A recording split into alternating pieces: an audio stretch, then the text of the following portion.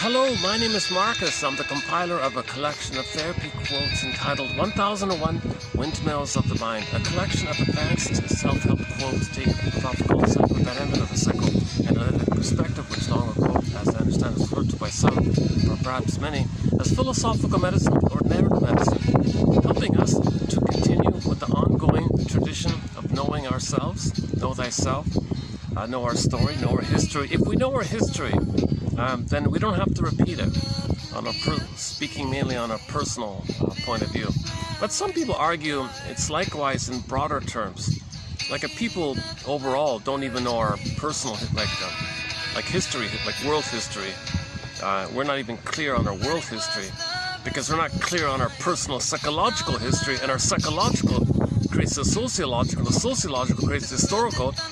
And there's a confusion. So historians do a huge benefit trying to find our story, like world history story. But they gotta theories. They gotta link up to how they're a byproduct of that, and how the history affected the psychology, and how the psychology affected the sociological. There's a kind of a back and forth like that. And very few people have tackled this issue called psychohistory, blending how our sociological events, our discoveries, affects our psychology, and then how psychology perpetuates the sociological, and the sociological was created by the psychological, which tends to perpetuate the psychological, perpetuating the sociological, and you got this kind of loop like this.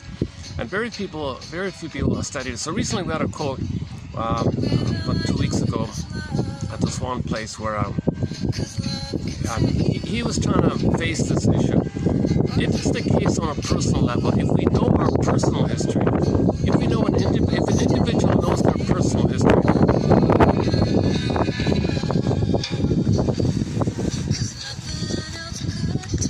I'm going to try to block the breeze so it doesn't muffle the microphone.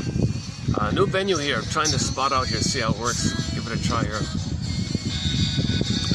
Right, so it's generally agreed upon that there's a thing called repetition compulsion.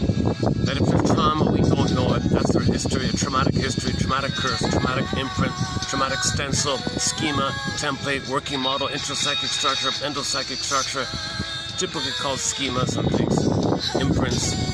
That's a traumatic history, and we don't even know that traumatic history. So we don't even know our own traumatic history, whether mother failed us, whether mother used us maybe, mother wasn't emotionally available, mother resented the idea that she's supposed to give love.